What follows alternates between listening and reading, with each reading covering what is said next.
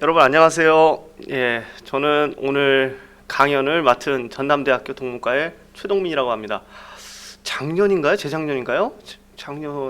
재작년인 것 같은데요. 재작년에 제가 한번 또 유대인 학살 혐오에 관해서 두 강좌를 진행을 했던 적이 있는데요. 이번에 또 감사하게 또 초대를 해주셔서 또 한번 강연을 하게 됐습니다. 이번 주제는 주로 1차 세계대전의 사회심리학적 영향을 중심으로 왜 독일에서 이러한 종류의 인종청소 혹은 학살이 일어났는가, 또 혐오가 일어났는가, 이런 부분에 대해서 살펴보려고 합니다. 가장 중요한 중심 주제는 바로 이제 1차 세계대전의 사회심리학적 영향이라고 할 수가 있겠습니다. 1차 세계대전이 어떤 사회심리학적 영향을 줬길래 사람을 죽이는가, 그죠? 굉장히 어떻게 보면 추상적이고 과연 저 사이에 인과관계가 있을까 생각하실 수도 있는데 나름대로의 인과관계를 가지고 있다, 이렇게 말씀을 드릴 수가 있겠습니다. 그러면 어떤 인과관계를 가지고 있는가 관련해서는 목차를 보면서 말씀을 드리도록 하겠습니다.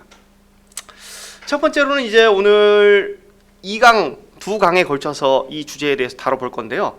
먼저 첫 번째는 1차 세계대전의 전개와 또 결과에 대해서 살펴보려고 합니다. 그리고 이러한 1차 세계대전이라는 것이 어떠한 영향력을 미쳤는지, 비단 군사적으로 또 정치적으로 뿐만 아니라 사회적으로 또 정신사적으로 어떤 영향을 주었는지를 살펴보려고 합니다. 여기까지가 크게 1강의 내용이 될 것 같습니다. 1강의 핵심적인 부분이 바로 이 가치의 비상사태라는 부분인데요. 즉 1차 세계대전이라는 것이 비단 기존의 정치 제도뿐만 아니라 그동안 사람들이 생각했던 도덕관념, 인간관, 그리고 또 사회를 바라보는 시선, 인간을 바라보는 관점, 이 모든 것들이 어떻게 변화한다. 그 과정에서 소위 말하는 올드 유럽이라는 것이 끝장이 나게 된다는 것을 다뤄보게 될 겁니다. 자, 이렇게 올드 유럽이 끝났어요. 올드 유럽이라는 것이 멸망했습니다. 그리고 새로운 종류의 유럽 세계가 1차 세계대전이 종언된 이후에 수립이 되게 됩니다. 그 혼란기가 굉장했습니다. 러시아에서는 혁명이 일어나서 새로운 종류의 소비에트라는 정치 형태가 등장을 하게 되고요. 독일과 오스트리아, 터키, 기타 등등의 구제국들이 붕괴되면서 공화국이라는 새로운 종류의 정치 체제가 등장을 하게 됩니다.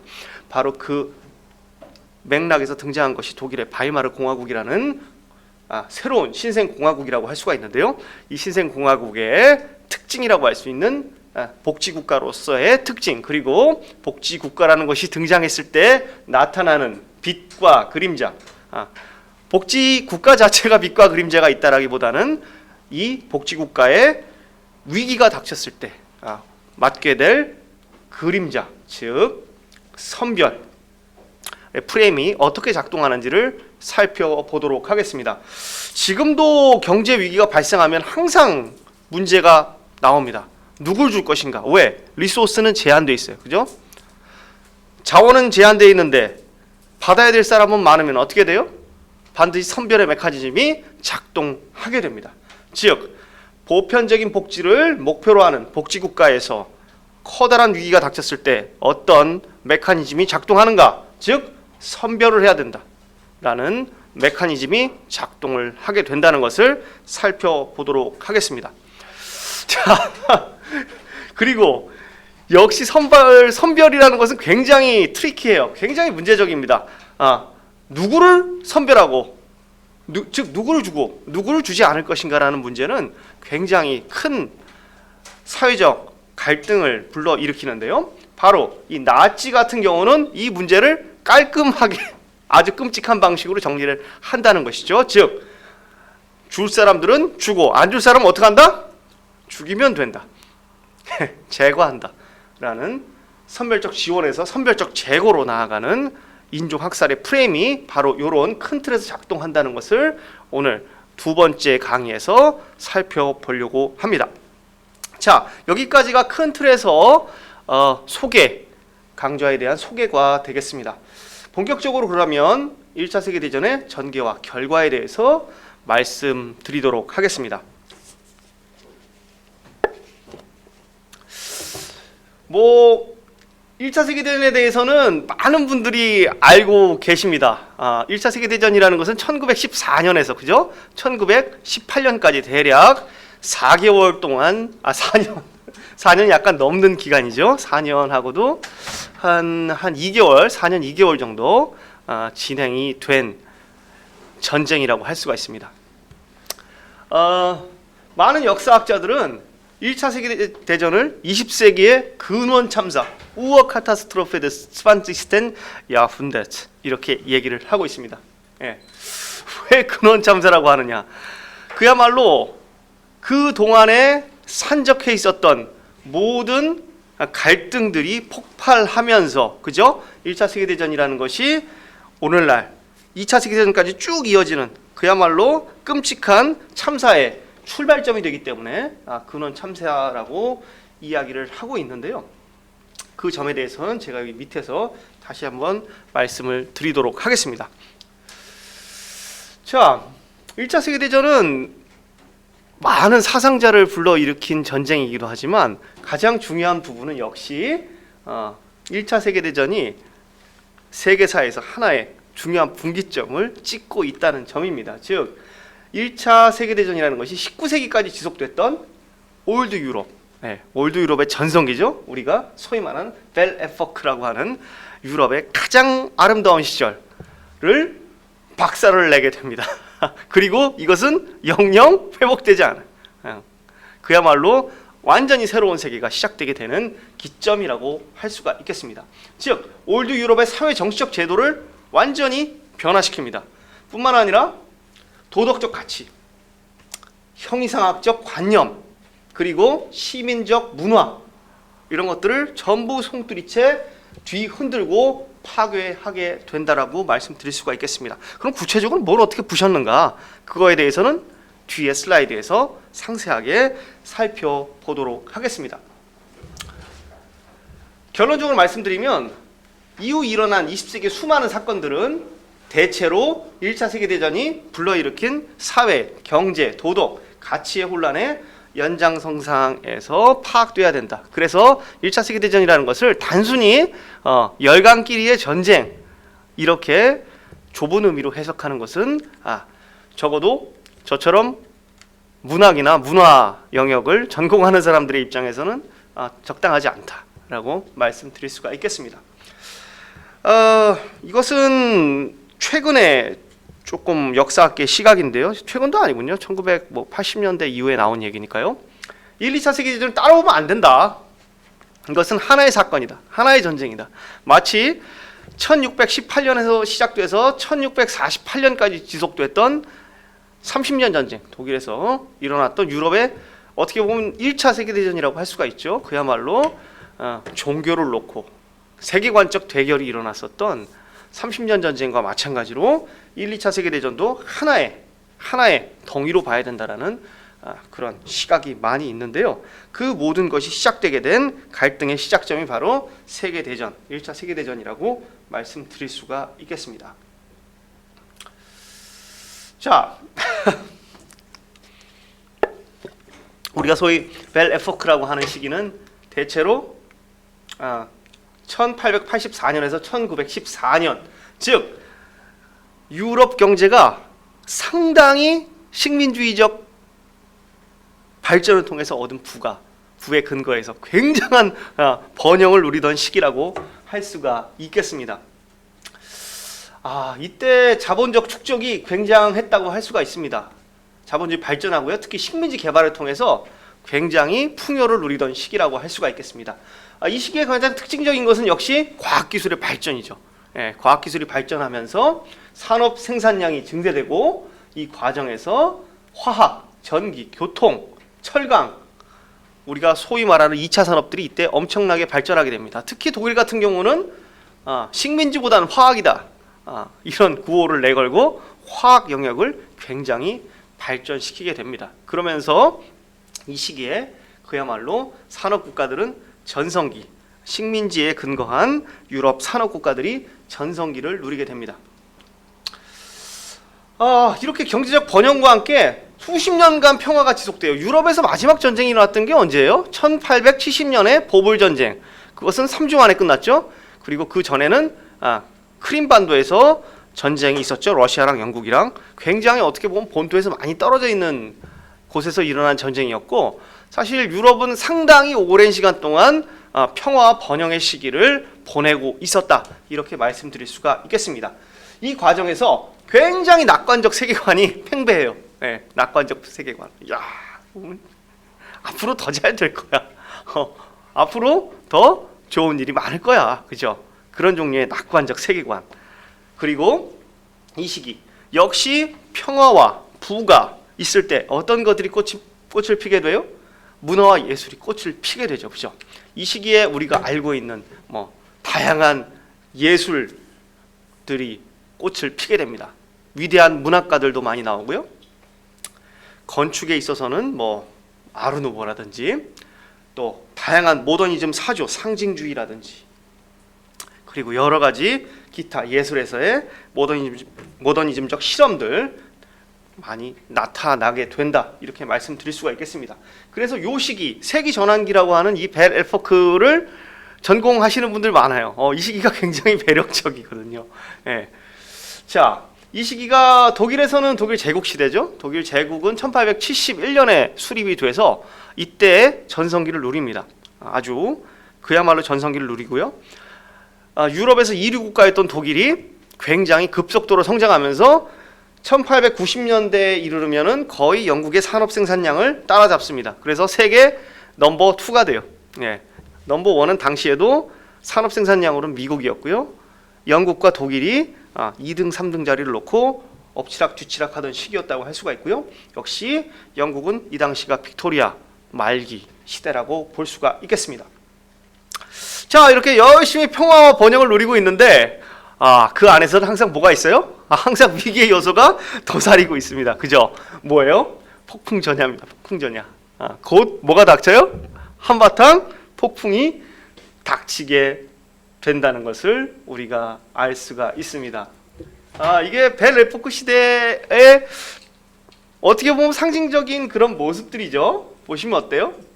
빅토리아 시대의 말기라고 할 수가 있는데요. 이름도 좋잖아요. 벨 에포크. 아름다운 시절. 그죠? 이게 용어가 등장하게 된 것은 1차 세계대전 이후에요. 역사학자들이 이 시기를 돌아보니까 어때요? 옛날이여. 그죠? 지나간 시간 다시 올 수 없나? 그죠? 너무 좋아. 예. 다시 안 와요. 예. 옛날이여. 바로 그런 데가 벨 에포크라고 할 수 있는데, 보시면 굉장히 평화로워요. 물론 사회적 갈등은 깊이 있었어요. 노동자와 그 다음 지배계급, 또 식민지와 본국 간의 긴장관계가 엄청나게 있었지만, 어찌됐건 시민사회 그리고 귀족들은 굉장한 풍요를 누리고 있던 시대라고 볼 수가 있겠습니다. 보시면 우리가 흔히 영화에서 보는 셜록 홈즈 나오던 그런 시대, 그죠? 그 시대가 요 시대라고 보시면 될 것 같아요. 빅토리아 말기죠. 자, 화려한 귀족 문화들 꽃을 피고요. 시민 계급들도 상당한 부를 축적하는 시기가 이 시기라고 볼 수가 있겠습니다. 그죠? 영국에서는 시기적으로 조금 빠른데 1850년대에 지어진 거죠. 크리스탈 팰리스, 그죠? 아주 화려한 이런 귀족 문화, 그리고 시민 계급들도 상업을 통해서 굉장한 부를 축적하던 시기가 이 시기라고 볼 수가 있겠습니다. 예.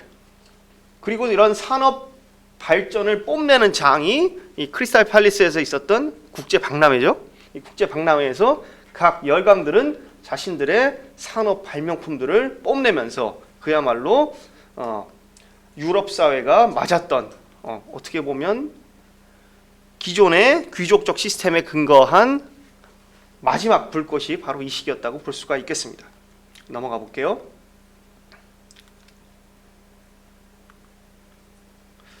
자, 그런데 풍전등화라고 말씀드렸어요. 왜 풍전등화예요? 안으로 굉장히 평화로운 것 같지만 자세히 들여다보면 어때요? 골물대로 골마 있습니다. 왜?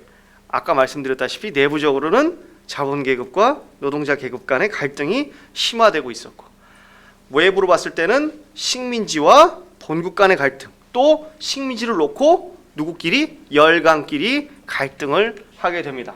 1914년쯤 되면 세계 지도를 한번 봐보세요. 전 세계가 어떻습니까? 전부 색깔이 있어요. 야, 색깔이 다양하니까 좋다. 이게 아니라 뭐예요? 전부 식민지가 됐다는 거예요. 전 세계가 다 식민지가 됐습니다. 예.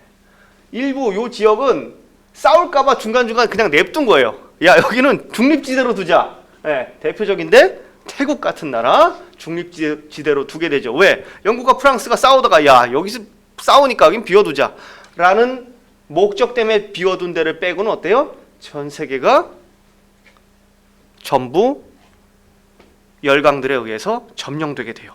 우리도 그런 일 많이 일어납니다. 2010년대에 그랬는데 재벌들이 막 팽창 하다가 이제 시장이 꽉 찼어. 그러니까 재벌이 어디로 들어와요? 자기들끼리 싸우다가 나중에 골목상권으로 들어와. 골목상권 들어오다가 안 되면 어떻게 돼요? 자기들끼리 싸움을 벌입니다. 열강들이 바로 그런 상태였어요. 기본적으로 이 벨레포크 시대의 경제적인 뒷받침이라는 것은 식민지에 근거한 산업자본주의였는데 더 이상 새로운 자본시장, 노동시장이 식민지 시장이 개척이 안 돼. 왜? 다 찼거든요. 그럼 어떻게 돼요? 뺏어야지. 그죠? 뺏어야 됩니다. 누구끼리? 열강끼리. 그러면 뺏는 방법은 뭐예요? 전쟁이죠. 이거 대화로 됩니까? 네. 처음엔 몇 번 대화로 시도해요. 그러다가 야, 안 되겠다. 영국도 결심합니다. 야, 안 되겠다. 이거는 주먹으로 해결해야 된다. 독일도 마찬가지예요. 이거 주먹으로 해결해야지. 프랑스도 그래. 어떻게 생각합니까? 야, 이거 말로 했으면 진작에 해결됐지. 어떻게? 한판 붙어야 된다. 이것이 1914년 여름의 상황입니다. 모든 나라들이 한판을 고대하고 있던 시기고요. 그래서 최근에 2014년에 호주에서 발간된 책이 있는데요. 그 책 제목을 제가 까먹었는데 그 책이 굉장히 독일에서는 엄청난 호응을 얻고 베스트셀러가 됐어요. 그래서 제가 봤는데 책이 600페이지예요. 도저히 대중이 읽을 수 있는 책이 아닙니다. 근데 그 책이 왜 엄청나게 인기가 좋았어요? 그 책이 처음으로 영비권에서 1차 세계대전의 책임이 독일에 있는 게 아니다 라는 것을 수많은 각국의 비밀 자료를 까서 증명을 했습니다. 왜? 모든 나라들이 다 전쟁을 준비하고 있었어요. 다 계획이 있었어. 넌 다 계획이 있구나. 그죠? 그런데 그 계획이 어느 나라도 계획대로 되지 않았어요. 왜? 얘네들 다 뭐라고 생각했어요? 전쟁이 3주면 끝난다고 생각했어요. 자, 말씀드렸다시피 식민지 팽창 한계가 있어요. 유럽의 경제 위기가 순차적으로 옵니다. 몇 번 와요. 1800 막스가 자본론에서 얘기했다시피 자본주의 경제라는 것은 주기적으로 위기를 맞게 되는데요. 막스의 예언대로 몇 차례 위기를 맞게 됩니다. 그때마다 식민지를 놓고 갈등이 일어나요. 제일 대표적인 게 1, 2차 모로코 위기라고 할 수가 있는데요. 이것은 그야말로 유럽에서 가장 가깝고 또 경제적으로 중요했던 모로코라는 나라를 누가 먹을 것인가를 놓고 독일, 프랑스, 영국이 싸웠던 대표적인 사건이라고 할 수가 있습니다. 자, 이렇게 꽉 열강들이 식민지를 다 차지하고 나니까 이제 뭐라고 말씀드렸습니까? 지들끼리 싸우기 시작한다고 말씀드렸죠. 그 과정에서 제일 현상 변경자라고 할 수 있는 사람들이 독일 제국이라고 말씀드릴 수가 있겠습니다. 현상 변경자라는 게 뭐예요? 기존의 국제적 권력 관계를 바꾸려고 하는 사람들을 현상 변경자라고 보통 국제정치학계에서 얘기하죠. 독일이 바로 현상을 변경하려고 합니다. 어떻게? 해군을 증대시키면서 식민지를 어떻게? 우리가 더 가지겠다 주장을 하게 되니까 영국과 프랑스가 뚜껑이 열리게 됩니다. 그러면서 자연스럽게 전쟁의 길로 착착착 가게 됩니다. 마찬가지로 독일의 동맹이었던 오스트리아 헝가리 제국 같은 경우는 얘네들 지도 보시면 알겠지만 얘네가 약간 좀 불행해요. 바다가 없어. 바다가 없어요. 그러니까 어떻게 해요? 얘네는 내륙으로 팽창합니다. 식민지를 동부 내륙에서 확장을 하려고 합니다. 즉 발칸반도에서 팽창을 하게 되는데요. 이것은 소위 내륙 식민지라고 하죠. 이게 동쪽으로 가면 누굴 만나요? 슬라브족들을 만납니다. 슬라브 민족주의를 자극하게 됩니다. 그래서 어떻게 돼요? 유명한 사라예보에서의 오스트리아 황태자 부부 암살 사건이 1914년에 발생을 하게 됩니다. 자, 그리고 그 과정에서 세르비아에 대한 오스트리아 선전포고로 1차 세계대전이 시작되게 됩니다. 이 얘기하는데 거의 20분을 썼네요. 그죠? 약간 시간을 끈다는 느낌이 듭니다. 그죠? 자, 본론으로 빨리 넘어가겠습니다. 예, 모든 민족국가는 아까 뭐라고 말씀드렸어요? 화학, 철강, 교통, 그야말로 산업 분야를 경쟁적으로 발전시켰다고 말씀드렸죠. 이 발전시킨 산업 역량을 어디다 씁니까? 전쟁에 쏟아붓게 됩니다. 그러니까 지금까지 경험했던 것과는 전혀 다른 맥락의 그야말로 새로운 종류의 전쟁이 탄생하게 됩니다. 이것이 바로 뭐예요? 총력전입니다. 토탈 워. 국가가 가지고 있는 모든 역량을 총동원해서 대결을 벌이게 되는데요. 이것은 그야말로 새로운 종류의 전쟁 양상이었다라고 말씀드릴 수가 있겠습니다. 그것에 대해서는 제가 조금 이따가 상세하게 말씀을 드리겠습니다. 자, 독일의 해군 진강이 굉장히 영푸의 불안을 불러일으킵니다. 우리 독일 역사에 관심이 있으신 분들은 좀 아시겠지만 비스마르크라는 독일 통일의 재상은 독일이 국제 정치적인 질서를 변경시키는 데 대해서 굉장한 공포를 가지고 있었어요. 그렇게 되면 영푸러에 의해서 독일이 포획될 수 있다는 공포 때문에 가능하면 영국과 러시아랑 잘 지내면서 이웃 국가인 프랑스를 외교적으로 고립시키는 것을 목표로 했습니다. 그것이 굉장히 성공을 거뒀는데 1888년에 황제로 취임한 비렐름 2세는 제정신이 좀 아니었어요. 이 친구가 소위 말하는 요즘 말로 밀떡이라고 하죠. 밀떡이었어요. 밀떡. 밀리터리 덕후죠. 이 친구라 그래도 되나? 조금 그런 개인적인 불행은 이 어머니가 빅토리아 여왕의 딸이었어요. 어머니가 빅토리아 여왕의 딸이었고, 그러니까 자기 엄마는 영국 사람인 거죠. 영국도 그런데 어찌됐건 다 독일 계기 때문에 여튼 그런데 이 비렐름 2세가 태어날 때 문제가 생겼어요. 난산이었어요, 어머니가. 그래서 어떻게 해요? 처음으로 의학적으로 조금 도전적으로 출산을 하게 되는 거죠. 그게 바로 뭐예요? 제왕절개예요. 그죠? 제왕절개. 왜 제왕이에요? 이 제왕을 낫게 하기 위해서 절개를 했기 때문에 제왕절개라고 합니다. 예.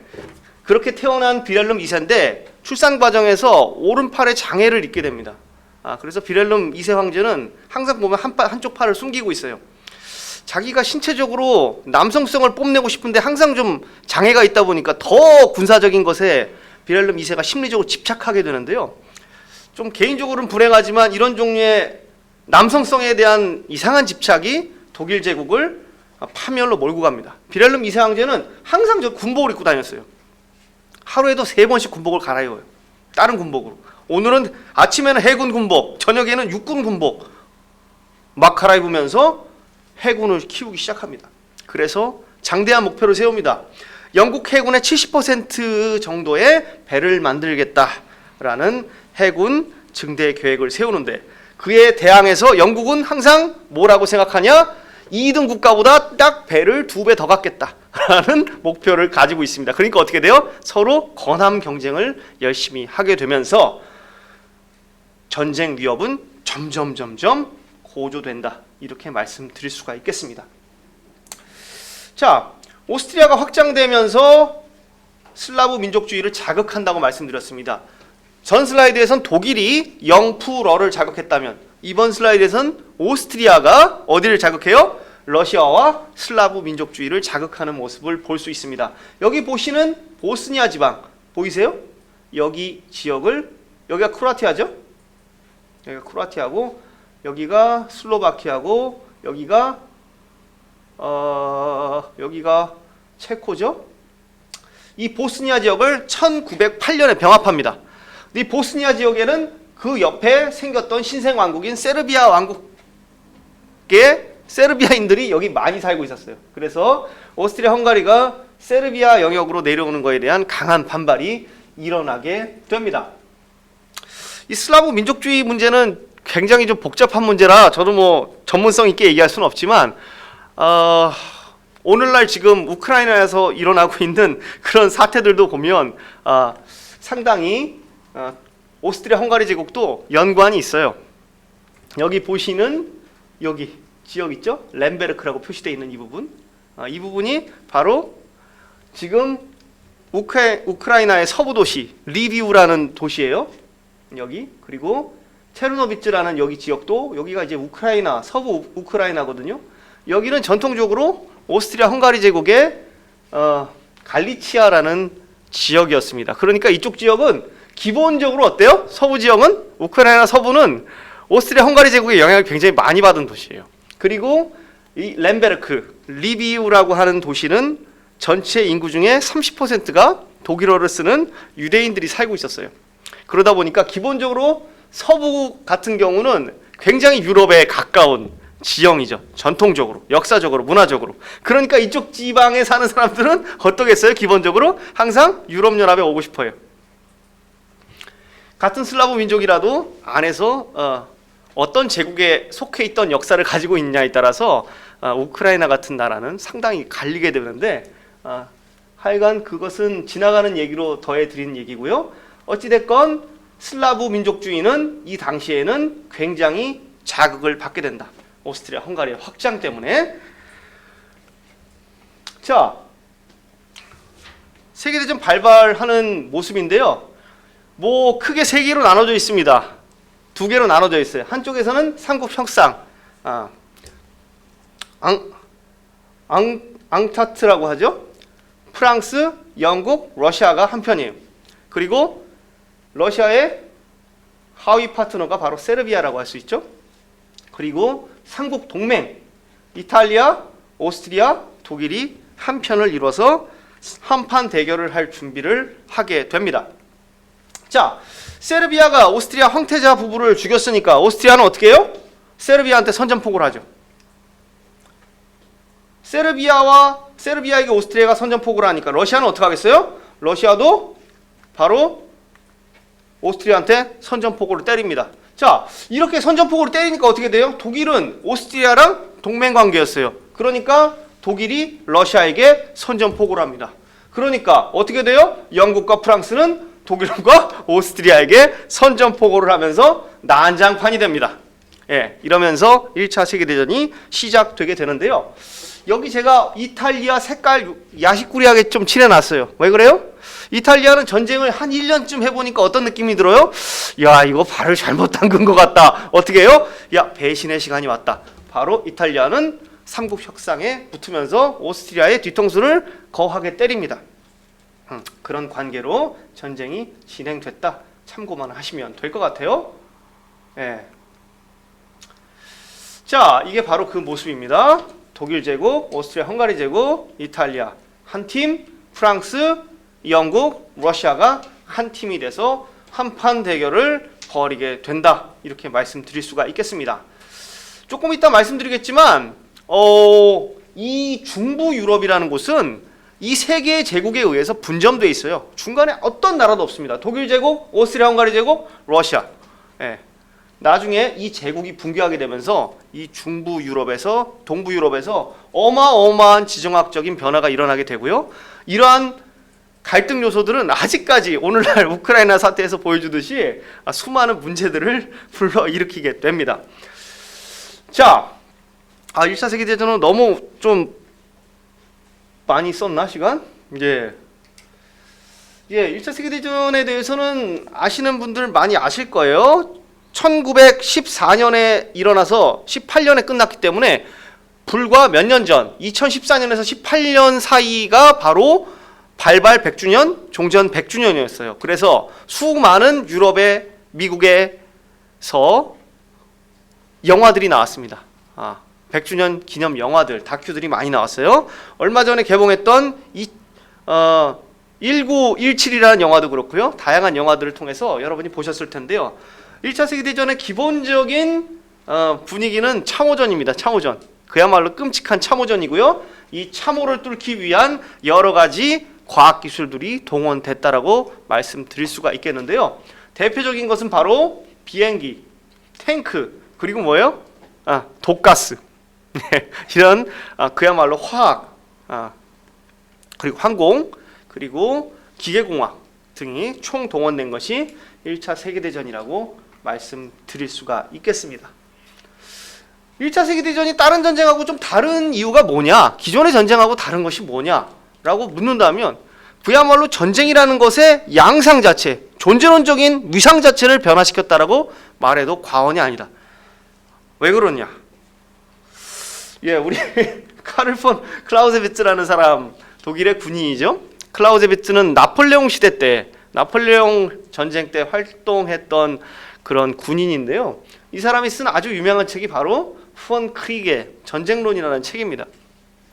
클라우제비츠는 굉장히 현실주의자였어요. 그리고 전쟁이라는 것에 대해서 군사적 관점뿐만 아니라 그야말로 정치학적 관점에서도 좀 접근을 했는데요. 아주 유명한 이야기를 합니다. 뭐라고 얘기합니까? 전쟁은 다른 수단을 통한 정치의 연장의 다름 아니다. 이렇게 이야기합니다. 즉, 전쟁이라는 건 뭐예요? 유럽 안에서 정치적 목표를 달성하기 위해서 외교를 하는 거예요. 외교를 해서 탁 해결해 보려고 노력을 해. 그런데 외교가 안 되면 뭐 하는 거예요? 전쟁을 하는 거예요. 전쟁을 하는데 그 전쟁이라는 것은 바로 정치의 연장이기 때문에 이것은 이 국가와 이 국가를 놓고 서로 멸망을 하기 위해서 하는 게 아니에요. 특정한 정치적 목적을 놓고 하는 그야말로 뭐예요? 제한 전쟁의 성격을 가지고 있었다라고 말씀드릴 수가 있겠습니다. 유럽의 전쟁이라는 건 기본적으로 뭐예요? 정치적 목표를 이루기 위한 제한 전쟁의 성격이 커요. 그래서 좀 하다가 어떻게 해요? 그만해요. 서로 협상을 하고. 그야말로 나라가 망할 때까지 하는 전쟁이 아니었다라는 거예요. 그런데 이 성격이 언제? 1차 세계대전 이후에는 완전히 바뀌어요. 20세기 이르면 일단 기술력이 너무 발달하고 살상력이 너무나 좋아집니다. 그러니까 어떻게 돼요?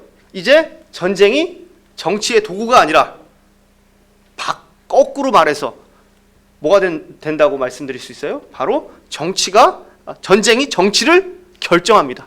어떤 종류의 정치 체제가 전쟁에 적합한가? 즉, 정치의 도구로서의 전쟁이 아니라 전쟁이 정치를 도구화할 정도로 위상이 뒤바뀌게 되는 현상이 일어나게 된다. 이렇게 말씀드릴 수가 있겠습니다. 그게 뭔 소리야? 뭔 소리야? 그죠? 뭔 소리야? 가서 보시면 조금 이해가 됩니다. 조금 설명을 드릴게요. 자, 전쟁 초반 모든 국가들이 다 얼마 받냐면 3개월 받았어요. 3개월. 8월쯤에 시작하는데요. 다들 뭐라 그랬냐면 모든 나라에서 야, 크리스마스는 집에서. 이게 표어였어요. 크리스마스는 집에서 보낼 수 있어. 왜? 8월 달에 시작했으니까 12월이면 집에 오잖아. 그런데 어떻게 해요? 4년 2개월을 했어요. 인류 최악의 물량전, 장기전으로 발전을 하게 됩니다. 그 과정에서 모든 국가가 어떻게 해요? 자신들이 가용 가능한 모든 국력을 총동원하는 거예요. 총동원 전쟁. 산업 및 과학기술, 인력 총동원합니다. 기존까지 전쟁은 그렇게까지 총동원 전쟁이 아니에요. 기본적으로는 상비군들이 하는 전쟁이거든요. 직업군인들이 제한된 목표를 가지고 자기들끼리 싸우는 거예요. 근데 이 전쟁은 뭐예요? 모든 국민들을 총동원하는 거예요. 남자들 전부 다 징집. 그죠? 전쟁터 나갑니다. 즉, 이 과정에서 국가의 위상, 국가와 국민의 관계들이 어떻게 해요? 근본적으로 변화합니다.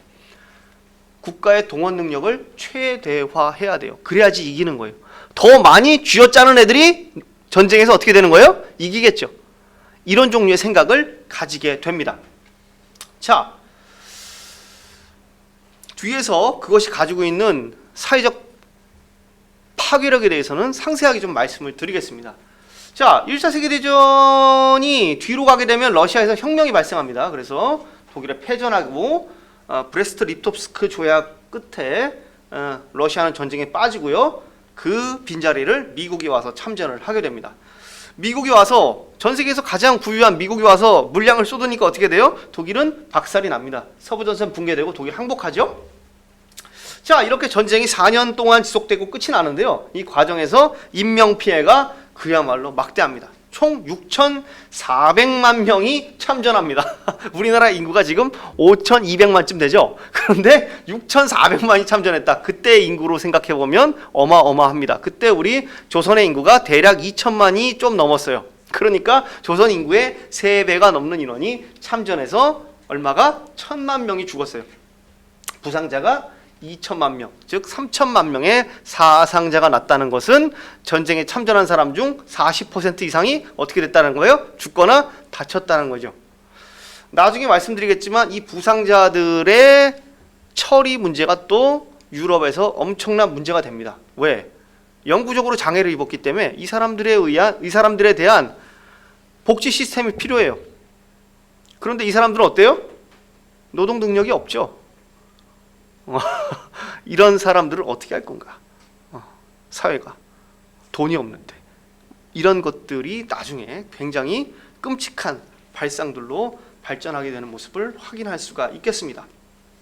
자, 그것은 2강에서 상세히 다뤄볼 거고요.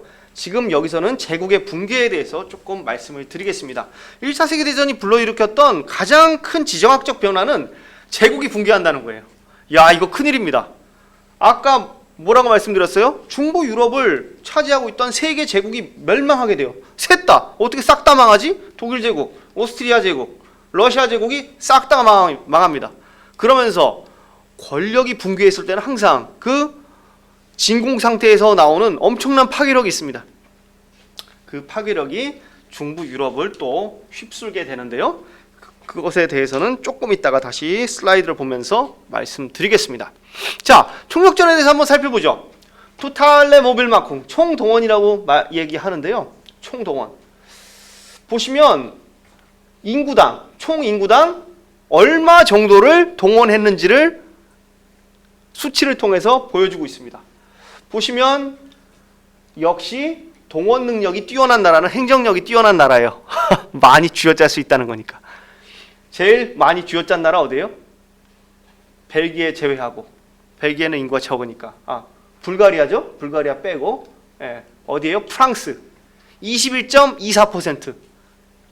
전체 인구 3,940만 중에 몇만을 동원했어요? 410만 명을 동원했습니다. 어마어마하게 쥐어짰어요. 그죠? 독일 같은 경우는 인구가 6,490만 중에 1,100만을 짜냈습니다. 대체로 얼마예요? 독일은 16.95%니까 17% 정도 되죠. 영국은 독일보다 행정력이 뛰어나.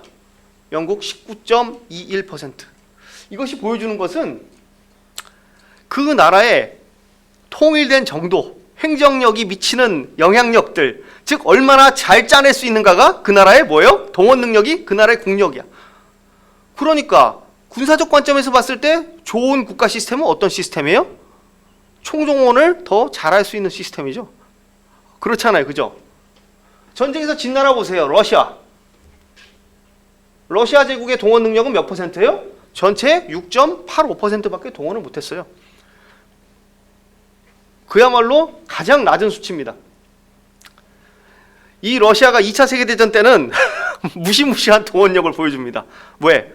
이 전쟁의 경험을 통해서 수립된 소비에트 유니온은 그야말로 상시적 총동원 체제를 갖춘 국가 시스템을 만들어 놨어요. 그러니까 어떻게 돼요? 2차 세계대전 때 독일군이 러시아에 34단이 있을 거라고 생각했는데 34단을 다 물리쳤는데 54단이 새로 나왔어요. 왜? 또 동원했거든. 예, 이런 종류의 생각을 하게 됩니다. 즉, 전쟁에서 이기려면 어떤 시스템이 유리하다? 동원을 잘하는 시스템이 유리하다. 이런 종류의 생각이 언제? 전후에 국가 시스템이 만들어진 과정에서 중요한 영향을 주게 됩니다.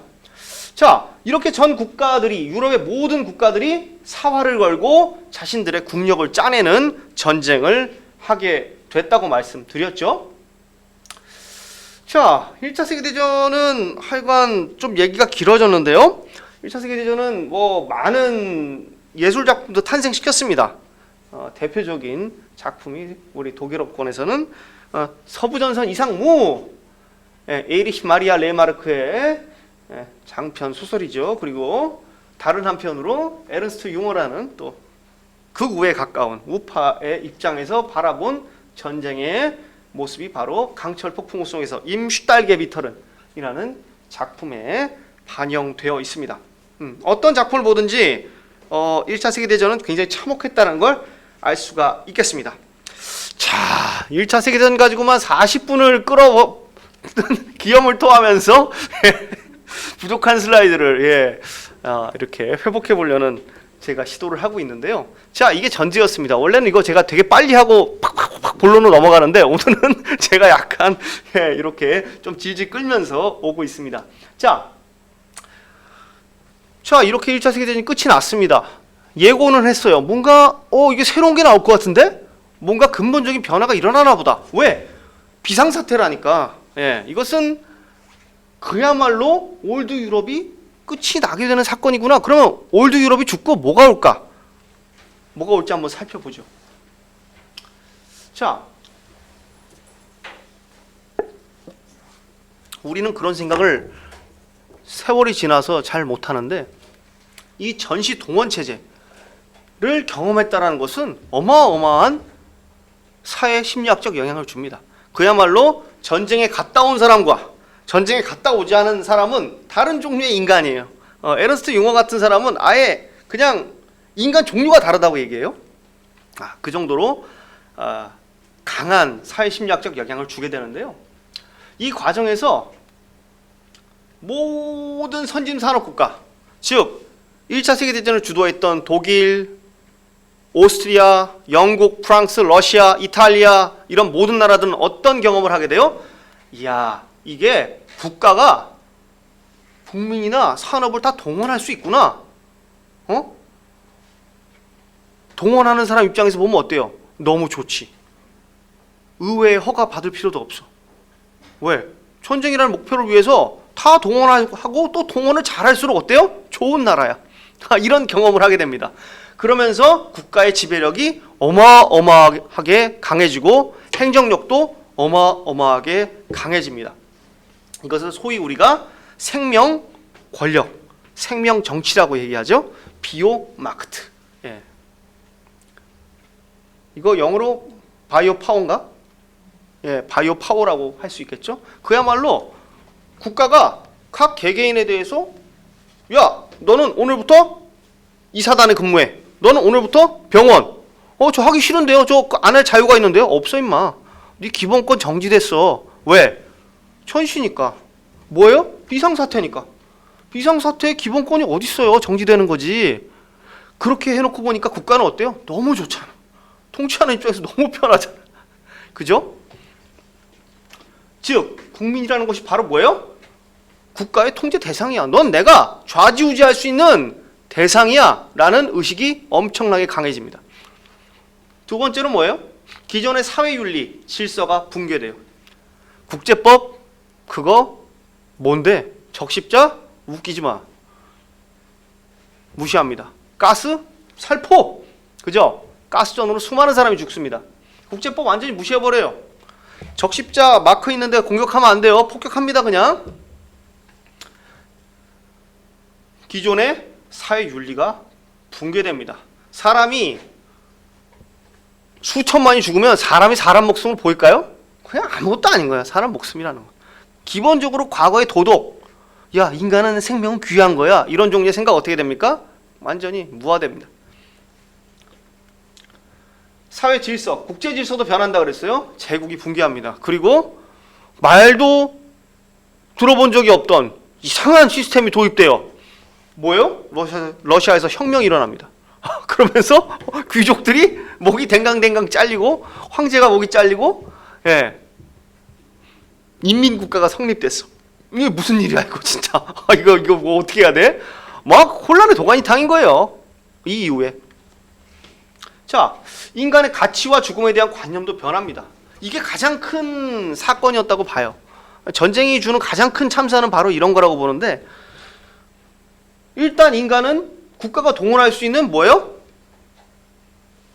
마테리얼, 물자야, 물자. 산업도 동원하고 대포도 동원하잖아요. 근데 인간도 동원하는 거예요. 왜 인간이 싸워야 되니까? 즉 인간을 뭘로 보기 시작해요? 메테리얼로 보기 시작해요. 물질로. 독일에서는 맨슈헨 마테리알이라고 불러요. 인간, 인적 자원. 자, 야, 너가 더 많이 동원할 수 있냐? 내가 더 많이 동원할 수 있냐? 인적 자원을. 응? 사람 가지고 전쟁하는 거니까. 그죠? 그런 종류의 생각을 가지게 됩니다. 즉 사람이 이제 더 이상 사람이 아니라 뭐예요? 도구가 되는 거죠. 물적 대상으로 전락하게 됩니다. 자, 인간은 이제 재료예요. 재료니까 어떻게 봐요? 효율성이 좋은 재료가 있고 효율성이 나쁜 재료가 있겠죠. 그죠? 그리고 재료는 소진되는 거잖아. 사람이 죽는 게 아니라 뭐예요? 재료는 소진되는 거야 이제. 그러면 새로 또 재료를 많이 만들어야지. 그러니까 어떻게 해요? 독일 나치 같은 애들은 어때요? 야, 우수한 재료를 많이 만들어야 되니까 너희 좋은 유전자들은 애를 많이 낳아. 그래서 출산 장려 운동을 하고, 예, 안 좋은 재료는 어떻게 해요? 애를 낳으면 안 되지. 얘네들은 불임 수술 시켜라. 이런 종류의 짓거리를 하게 돼요. 그 배경에는 바로 뭐가 있어요? 인간을 인간으로 안 보고 뭘로 본다? 국가가 동원할 수 있는 재료로 본다.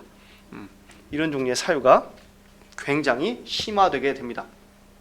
즉 유럽 휴머니즘, 전통적인 유럽 휴머니즘은 뭐예요? 인간은 존엄하다. 이런 종류의 생각, 휴머니즘적 생각들은 어때요? 야, 귀신 신하라 까먹는 소리 하고 있네. 지금 전쟁을 해야 되는데 임마 평화롭게 한가하게 그런 얘기를 하고 있어? 그죠? 나아가서 조금 전에 말씀드렸지만, 야, 그러면은 무가치한 자원도 있잖아. 그죠? 쓸데없는 자원 있잖아요. 아무짝에도 쓸모없는 자원들. 자원의 입장에서 봤을 때. 근데 그것을 인간에게 돌린다. 인간도 자원으로 봤을 때는 무가치한 인간이 있겠죠. 재료로서. 이런 것들은 어떻게 돼요? 이거 굳이 우리가 돈을 들여서 이거 유지해야 돼? 라는 생각이 처음으로 나오게 됩니다. 이것이 바로 1920년대에 나온 안락사 논쟁입니다. 그것은 제가 뒤에서 상세하게 살펴보도록 하겠습니다. 이제 본론으로 좀 들어왔어요. 그죠? 자, 미셸 푸코에 대해서 잠깐만 얘기하고 넘어갈게요.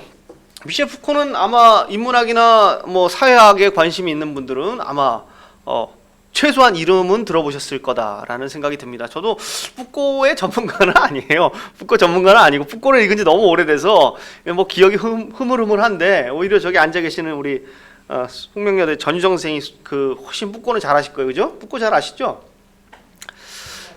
예? 네. 푸코 잘 아시는데, 푸코 이러고 있네. 예, 푸코 이러고 있는데요. 예, 푸코 프랑스의 철학자죠. 예, 푸코는 그야말로 현대 철학 그리고 정치학, 사회학계에 아까 제가 말씀드렸던 생명 정치, 생명 권력이라는 용어를 아주 강력하게 강인시킨 그런 철학자라고 할 수 있는데요. 대체로 1970년대쯤에 이 이론을 발전시킵니다. 푸코가 보니까 역사 고고학적 방법론이라고 하죠. 쭉 살펴보는 거예요. 과거부터 쭉 내가 보니까 이 근대 국가의 발전 과정이라는 건 뭐예요? 야, 이 새끼, 아이고, 얘네들의 발전 과정이 뭐예요? 국가가 국민들에 대한 지배력과 통제력을 강화시켜온 과정이네. 과거에는 그냥 지역에서 자치하는 거예요. 그리고 뭐 하는 거예요? 세금 내면 그것에 대해서 오케이, 니네들 잘하고 있어. 세금 안 내면 어떻게 해요? 야, 임마 왜 세금 안 내? 그죠? 이런 종류의 관계예요. 개개인에 대해서 내밀한 통제를 할 수가 없어. 근데 근대 국가로 오면 올수록 어때요? 국가의 행정력이 강해져. 그리고 그 행정력이라는 건 어떻게 미쳐요? 내 개인의 신체에 영향을 미치기 시작한다는 거예요. 물론 국가가 반드시 악의를 가지고 하는 건 아니에요. 공공의 안녕을 위해서 관료제 시스템을 만들고 또 과학기술을 동원해요. 통계를 내고 또 사람들을 등록시키고 데이터베이스에 이런 식을 통해서 국민 개개인의 신체에 대한 통제를 강화해요. 이것은 반드시 나쁜 것만은 아니에요. 예, 그렇지만 암이 다 있다는, 명암이 다 있다는 것이죠. 예컨대 인구정책 같은 것들, 또 보건의료정책, 또 안보정책, 이런 모든 국가의 영역들, 정책 영역들이 다 뭐와 관련된다? 우리의 신체와 관련이 된다는 것이죠. 푸꼬는 바로 이런 부분을 생명정치 혹은 생명 권력의 작동으로 보고 있습니다. 바로 이런 맥락을 가장 강력하게 보여준 역사적 사건이 1차 세계대전 이후에 성립됐던 전간기의 정치 권력들의 모습이라고 말씀드릴 수가 있겠습니다. 최근에는 이러한 사유, 즉 생명 권력에 대한 사유를 가장 많이 철학적으로 정리하고 발표한 사람이 바로 조르지오 아감벤이라는 학자입니다. 인문학에 관심 있는 분들은 조금 들어보셨을 아감벤이라는 사람인데요. 저도 이제 제 박사학위 논문에서 아감벤을 좀 다뤘었는데요. 재미도 있어요. 재미도 있고 굉장히 설득력도 있는데요. 아감벤이 쓴 책 호모사케르라는 책, 세울결에서 2008년에 나온 책인데요. 이 책을 보시면 바로 푸꼬의 이런 사상, 생명 권력에 대한 사유들이 현재 어떻게 발전되고 있는지를 확인할 수가 있습니다. 그런데 이게 되게 트리키한 거예요. 이번에 최근에 어땠어요? 가장 이런 얘기가 많이 나왔죠. 뭐 때문에? 코로나 통제 때문에. 야, 국가가 왜 내 신체에 대해서 간섭을 하냐? 니 왜 나보고 마스크 쓰래? 왜 백신 맞으래? 내 신체에 지금 개입하는 거잖아요, 국가 권력이. 그죠? 그러니까 이런 종류의 사람들이 어떻게 했겠어요? 반백신파가 됩니다. 아감벤이 미쳐가지고 마스크를 안 써요. 그럼 백신 안 맞겠다고, 야, 국가의 바이오 폴리틱이다 막 이러면서 안 맞아요, 얘가. 그래서 지적이, 좀 그렇지만 우리 아감벤 형님은 가셨다. 이제 작별의 인사를 보내자라는 얘기가 나왔을 정도로 어떻게 보면 굉장히 민감한 문제고, 또 어디까지 국가 권력이 우리 신체에 접근할 수 있는가, 강제할 수 있는가라는 어떻게 보면 쉽지 않은 질문을 던지고 있다. 그래서 생명정치라는 것은 반드시 부정적인 것만은 아닐 수도 있지만, 또 국가 권력이 어느 합의되지 않은 선을 넘어서 신체에 개입할 때는 상당히 문제가 될 수 있다는 지점들, 우리가 오늘날 코로나 시기에도 상당히 시의성 있는 주제로 접근할 수 있겠다, 이런 생각이 듭니다. 우리나라는 그래도 좀 없었어요. 우리나라는 굉장히 공동체주의, 좋게 얘기하면 공동체주의고 나쁘게 얘기하면 집단주의가 굉장히 강하기 때문에 우리는 안 맞으면 어때요? 거의 린치를 당하기 때문에 안 맞을 수가 없습니다. 물론 저 같은 국가 공무원들은 국가에서 하라는 대로 빨리빨리 맞습니다. 그렇지만 미국 같은 데 보세요. 미국은 어때요? 접종률이 60%를 못 넘어요. 이런 생각을 하는 사람들이 굉장히 많아요.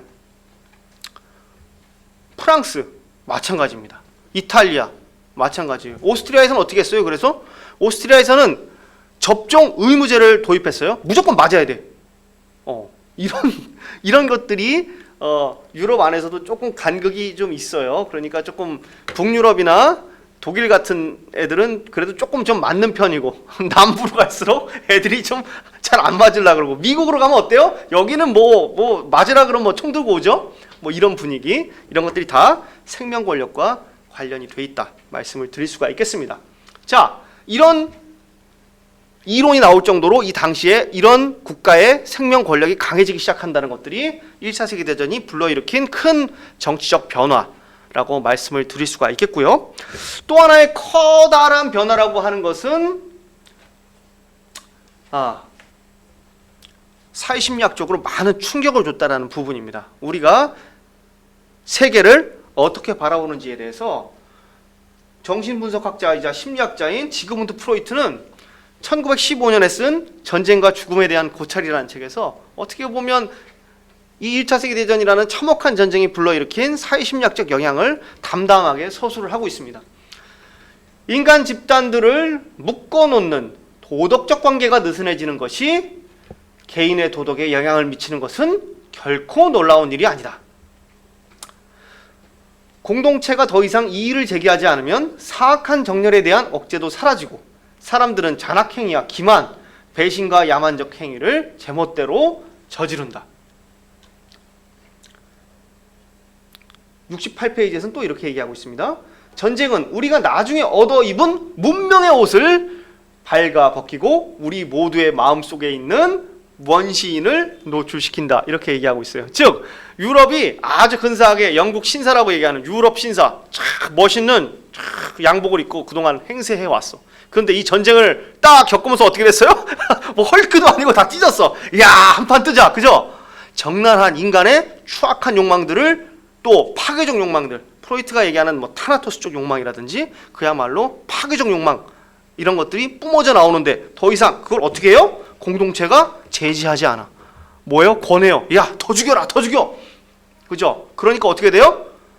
사회 안에 어떤 분위기가 팽배하겠어요? 도덕, 그거 웃기지 말라 그래요. 그죠? 공격성에 대한 예찬. 사회 자체 안에 어떻겠어요? 대화를 해서 통하지 않으면 대화할 필요 없다. 어떻게 한다? 그냥 타격한다. 그런 종류의 사유가 어떻게 되겠어요? 유럽 사회 안에 팽배해지게 됩니다. 이게 종결되는 게 언제예요? 1945년. 1945년 2차 세계대전이 끝남으로써 겨우 그런 종류의 사유가 정리될 수 있게 된다.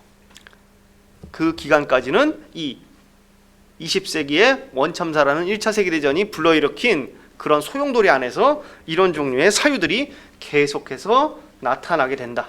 말씀드릴 수가 있겠습니다. 아까 말씀드렸다시피 국제법적으로 우리 겐프 컨벤션, 제네바 협약이죠.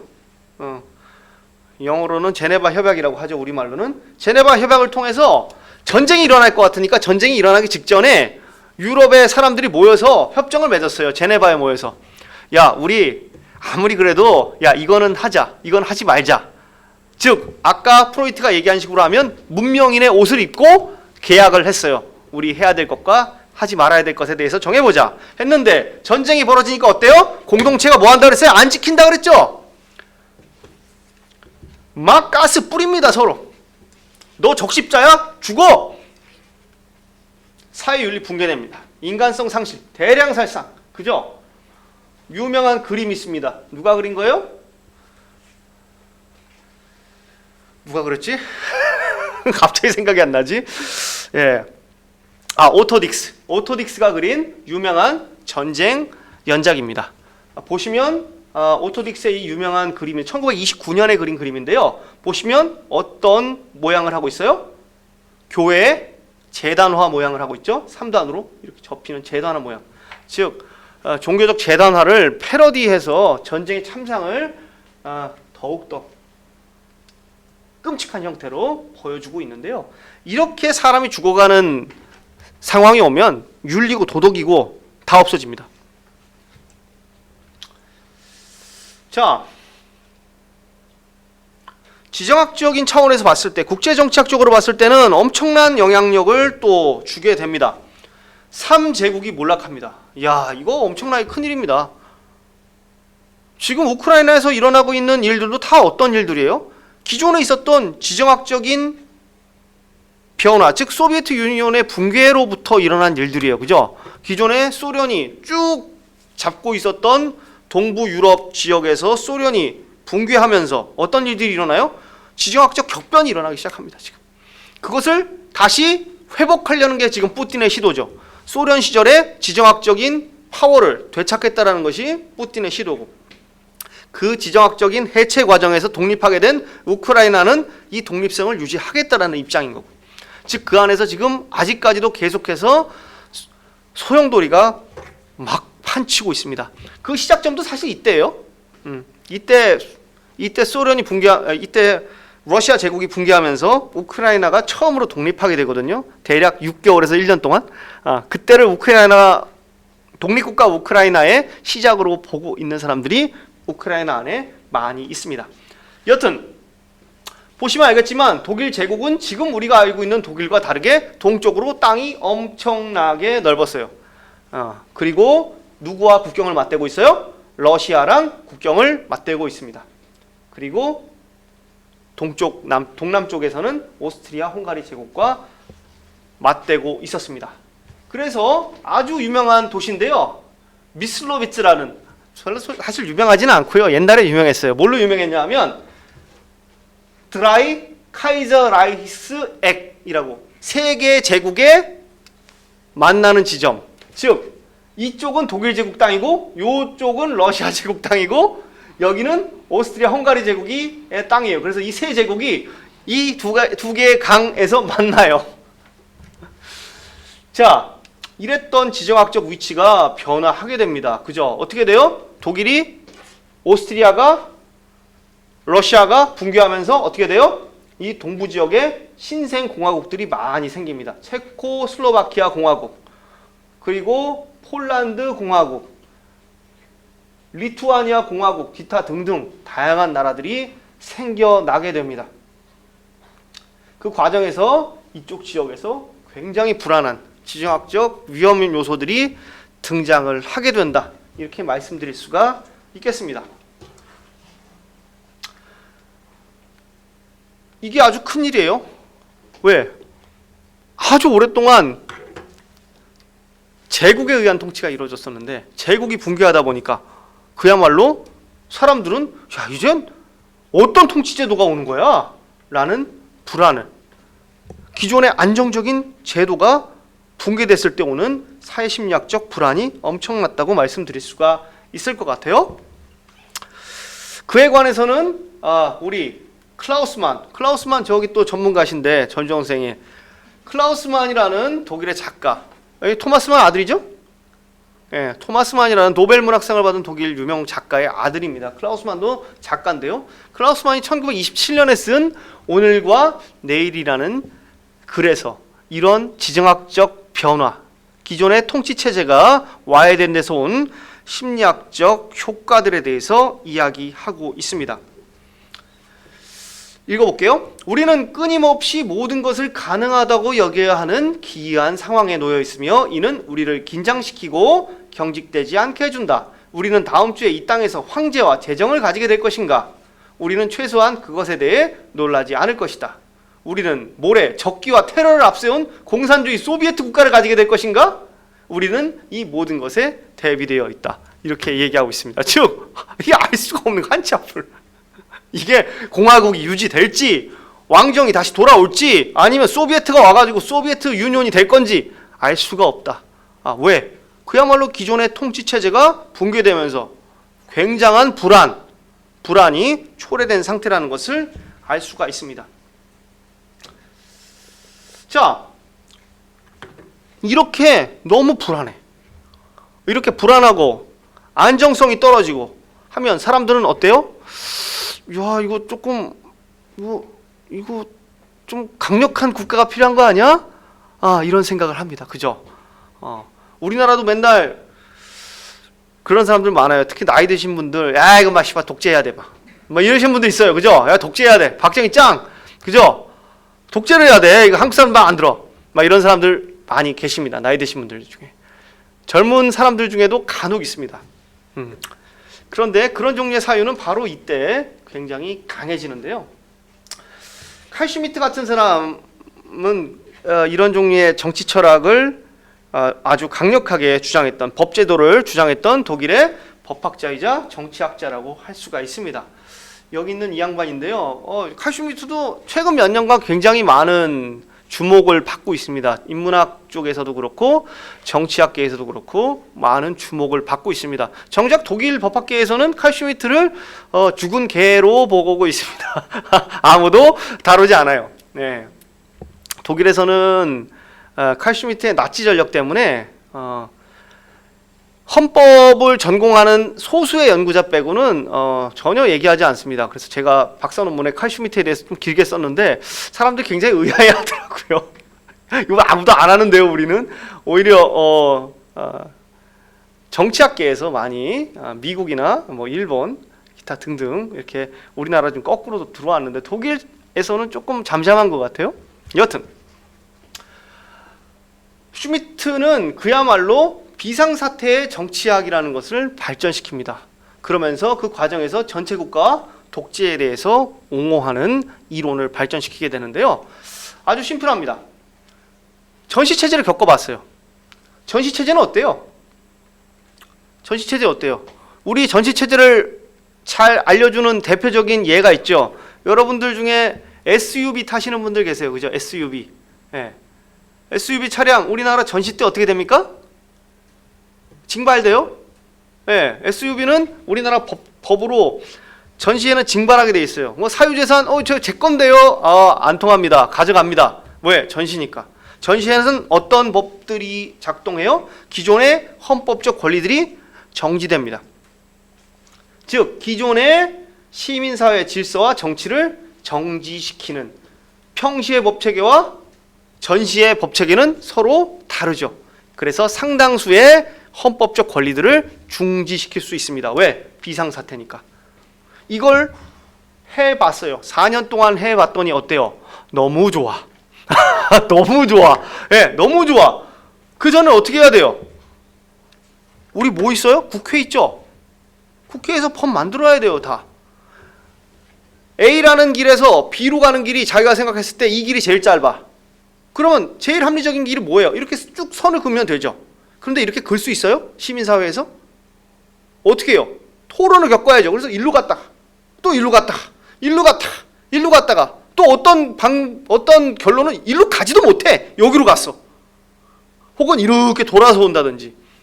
의회 민주주의제도를 보니까 어때요? 너무 불편해. 너무 소모적이야. 전시체제 해보니까 어때요? 짱이야. 와, 그냥 오야가 딱, 야 이거 한다 하면 어떻게 돼요? 그냥 가는 거예요. 너무 편리하고 좋잖아요.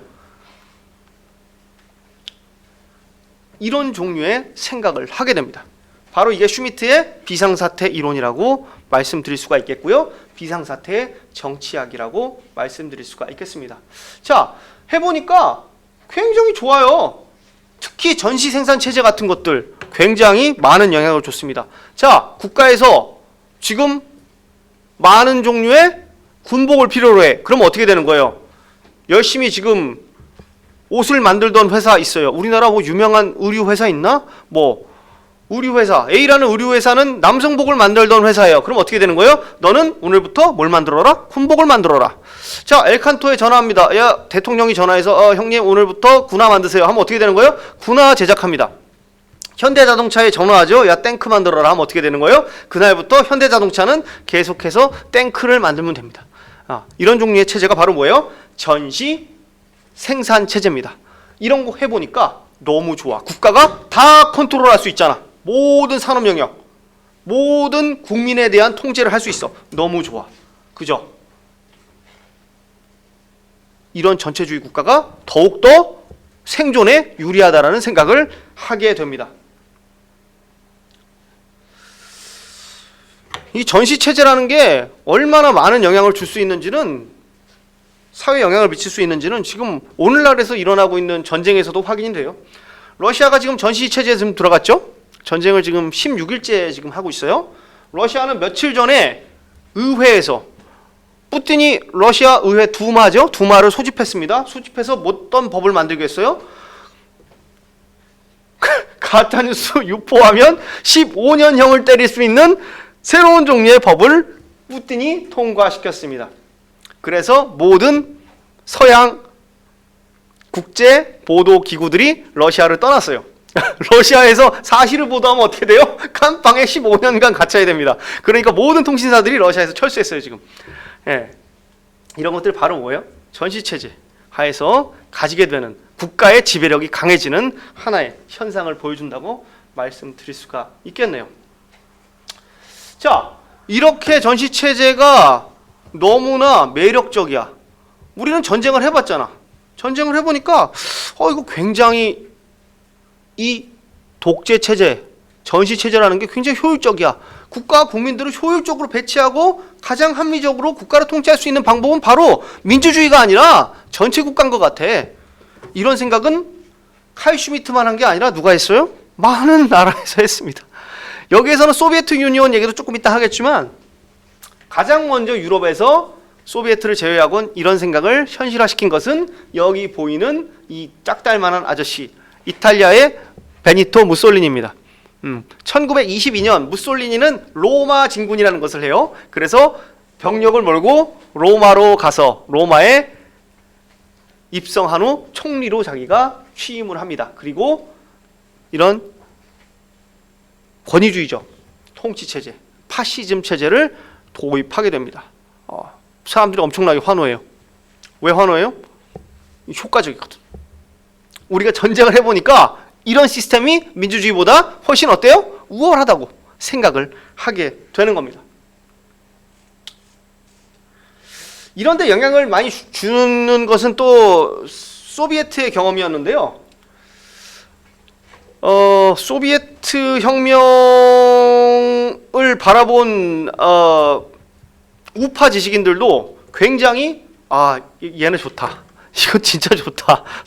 이렇게 강력한 국가가 모든 통제력을 가지는 국가 시스템이 굉장히 효과적일 수 있겠다라는 생각을 하게 됩니다. 그래서 이때 정치 지형을 보면 되게 혼란스러워요. 특히 구구파들, 파시스트들 같은 경우는 많은 면에서 국가 독점 시스템이라는 차원에서 소비에트랑 많은 접점을 또 보이는 경우도 있다. 이런 것들은 다 지금 말씀드린 전시체제에 대한 경험에서 비롯됐다라고 말씀드릴 수가 있겠습니다. 자, 슈미트는 그런 맥락에서 독재론이라는 책을 1921년에 내게 됩니다. 슈미트가 처음으로 독재론을 만들게 된 것은 이 사람이 사실 군 법무관이었어요. 군 법무관으로 있으면서 장군이 슈미트한테 업무를 줍니다. 야, 우리가 지금 전쟁이 곧 끝날 거긴 한데 전쟁이 끝나도 이 전시체제를 계속해서 유지하는 게 좋으니까 우리가 왜 전쟁이 끝나고 평시에도 전시체제를 유지해야 되는지 네가 좀 논문을 써라 라고 해서 슈미트가 처음으로 쓰게 된 것이 바로 전시체제를 전후에도 유지해야 되는 이유라는 그런 논문을 쓰게 됩니다. 그리고 그러한 생각을 발전시킨 것이 바로 독재론이라고 할 수가 있겠습니다. 여기 보이는 책인데요. 디 딕타투어. 그죠? 깔끔해요. 독재. 그죠? 슈미트는 전쟁과 같은 국가 비상사태에는 의회 민주주의보다 독재가 더 합리적일 수 있다. 혹은 더 민주적일 수 있다고까지 얘기해요. 그러면서 전체 국가 혹은 독재 체제가 국가 비상사태보다 기민하고 효과적으로 대응할 수 있기 때문에 그렇다라고 이야기하면서 이런 주장을 하는데요. 이것은 아까 말씀드린 것처럼 전시체제에 대한 경험이 그 기반에 깔려 있다. 이렇게 말씀드릴 수가 있겠습니다. 자, 제가 그동안 말씀드린 것은 1차 세계대전이 어떤 사회심리학적 영향을 줬는지 또 제도적으로 어떤 정치체제에 대한 선호를 불러일으켰는지를 말씀을 드렸습니다. 이번 슬라이드에서는 인간관이 어떻게 변화하는지에 대해서 조금 말씀을 드리려고 합니다. 역시 여기 보이는 에른스트 융화라는 사람, 독일의 군인이자 작가라고 할 수 있는데요. 아까 1차 세계대전을 그린 두 개의 작품 중에 오른쪽에 있었던 작품, 강철 폭풍우 속에서라는 작품을 쓴 군인입니다. 이 양반이 골 때려요. 이 양반 골 때리는데 여기 지금 메고 있는 게 독일 군인이 받을 수 있는 최고 훈장이죠. 뿌르메리트라는 훈장을 달고 있는데요. 이 친구는 아예 독특한 사람입니다. 이 양반은 총을 17번을 맞는데 죽지를 않아요. 왜 안 죽는지는 모르겠어요. 죽지를 않아. 막 죽었구나 하고 막 이렇게 버리고 갔는데 피가 가득 찼는데도 막 걸어서 와요, 집에. 그리고 옆에 누가 총에 맞아서 쓰러져 있길래 짊어지고 부대로 들어와서 딱 갖다 놨더니 누구예요? 자기 동생이야. 이런 이상한 일들을 많이 하는 그런 사람인데요. 자기가 이렇게 죽질 않다 보니까 아주 독특한 그런 사회 이론, 인간 이론을 니체의 철학에 근거해서 발전시키게 되는데요. 그 책이 아주 유명한 노동자라는 책입니다. 데어 아르바이터라는 책을 출간하게 되는데요. 여기에는 그야말로 완전히 변화한 인간에 대한 관점이 녹아들어 있다. 이렇게 말씀드릴 수가 있겠습니다. 어떤 관점이냐? 인간을 뭘로 본다고 말씀드렸어요? 점차? 마테리얼로 본다고 말씀드렸어요. 재료로. 자, 그런 생각이 들어 있습니다. 그의 전투력은 개인적 가치가 아니라 기능적 가치다. 즉, 그 사람의 가치는 어떤 개인에서 우러나는 가치가 아니라 뭐예요? 펑션으로서의 가치라는 거예요. 이 사람의 펑션을 잘하느냐 못하느냐. 그게 인간의 가치야. 왜? 인간은 재료기 때문이죠. 자, 즉 사람은 더 이상 전사하지 않으며 기능 정지할 뿐이다.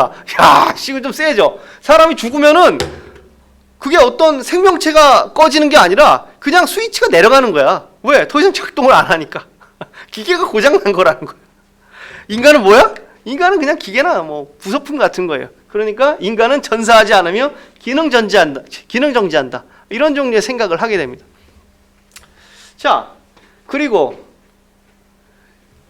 인간이 이제는 전쟁 이전의 인간과 전쟁 이후는 아예 그냥 다른 종류의 인간이 살고 있어. 이렇게 얘기합니다. 그리고 그 새로운 종류의 인간이 바로 융어가 얘기하는 노동자라는 인간의 유형인데요.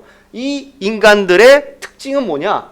우리 시대에 이르러 생성 중인 인간 유형을 한 문장으로 특징 지어야 한다면 제2의 의식을 가지고 있는 점이다 라고 말할 수 있겠다. 이 제2의 의식, 냉철한 의식은 자기 자신을 더욱더 어떻게 해요? 엄정하게 물적인 대상으로 파악하는 능력이 발전하는 데서 드러난다. 이렇게 얘기하고 있습니다. 즉, 좋은 인간은 어떤 인간이에요? 자신을 철저하게 물질로 볼 수 있는 사람일수록 더욱 훌륭한 사람이라는 거죠. 그죠? 자기를 인간으로 보면 안 돼. 예, 이런 종류의 생각이 아주 점차 확산되게 된다. 이렇게 말씀드릴 수가 있겠습니다. 이 노동자 고통에 관하여는 시장에서 서점에서 전철리에 판매가 되고 있고요. 이 책은 제가 번역을 했습니다.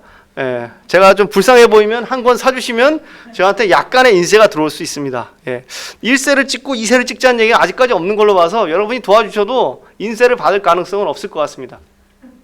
다음에는 조금 잘 팔리는 걸 좀 해봐야겠다. 그런 생각을 하고 있습니다. 자, 아까 말씀드렸어요. 그죠? 에르스트 융어라는 사람은 아주 유명한 책을 씁니다. 좀 전에 보여드렸던 융어가 쓴 중요한 책이 바로 토탈레 모빌마쿵이라는 책입니다. 토탈레 모빌마쿵. 뭐예요? 총동원이라는 책이죠.